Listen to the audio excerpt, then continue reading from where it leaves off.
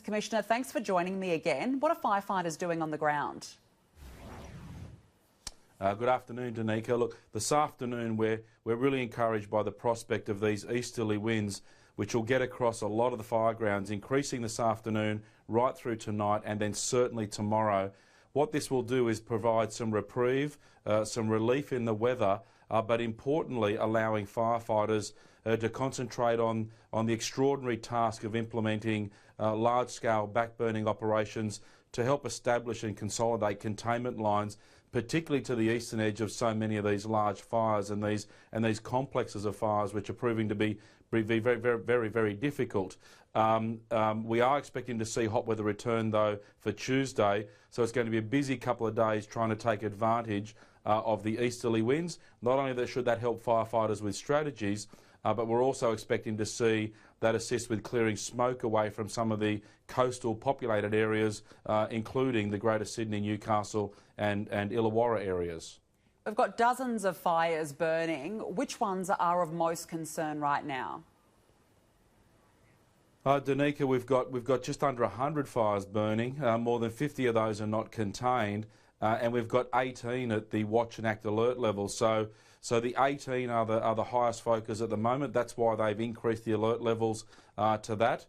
We've also got all these other fires that are still quite active. So we're keeping our eye on all of them, but those that are at the watch and act alert level are of particular focus, and with the continuing focus of easterly winds developing and strengthening up over the coming hours, the task of trying to get on with and implement this really important tactical and strategic backburning and containment strategy implementation is going to be the real focus as we head into the hours and couple of days ahead.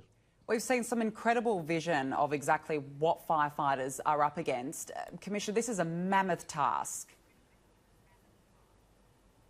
Absolutely. It's quite extraordinary, and I've got to say, as a commissioner of the organisation and just as a member of New South Wales community, I share the pride and the admiration that everybody else does when you see the men and women on the front line, these teams in control centres coordinating and supporting the firefighting effort.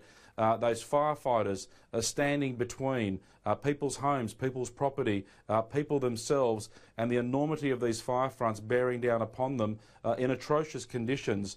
They're right up against it, but they're standing there with resolve, with determination to make a difference, and a positive difference, and what an extraordinary difference they're making. And without their personal and collective efforts, we know the communities would be very much the poorer and even more devastated than what we've seen so far this season. And I simply take my hat off to them with enormous pride and admiration for what they're doing and for what they'll continue to do over the days, weeks and months ahead, given the weather conditions and the forecast for a continuance of above average temperatures and below average rainfall.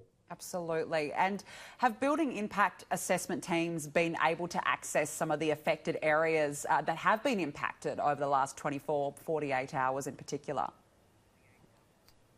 They have been, Danica, but it varies depending on where you are. We've still got some really dangerous and inaccessible areas still, but unfortunately where they are getting in, they are tallying up more losses, more damage, more destruction, whether that's outbuildings, sheds, community infrastructure or people's homes.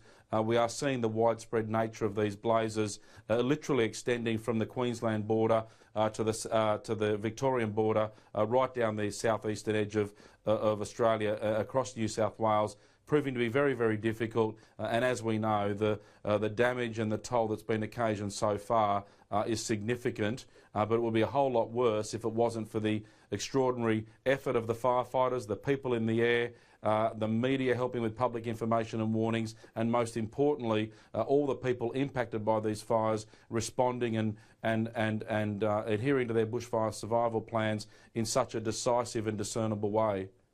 And just finally, heading into tomorrow and the start of the new week, what sort of conditions are we up against? We are expecting to see a reprieve in the weather conditions throughout this afternoon and this evening and tomorrow. There's no total fire bans tomorrow, which is indicative of the amelioration of the conditions. We're going to see those easterly winds with higher humidities really start to influence across the majority of the fire grounds. and then as we head into Monday afternoon, we'll start seeing those winds shift again, but temperatures are going to start moving in across New South Wales, intensifying as we head into Tuesday, when we're expecting to see temperatures again into the very high 30s this time, but also into the low 40s across large geographic areas of New South Wales. So a lot of work being undertaken tonight, tomorrow, and right into Monday to establish and consolidate as much containment as we can before we see a deterioration in the weather conditions again heading into Tuesday. A tough job ahead, New South Wales Rural Fire Service Commissioner Shane Fitzsimmons. Thank you so much for the update. Thanks, Danica. You're welcome.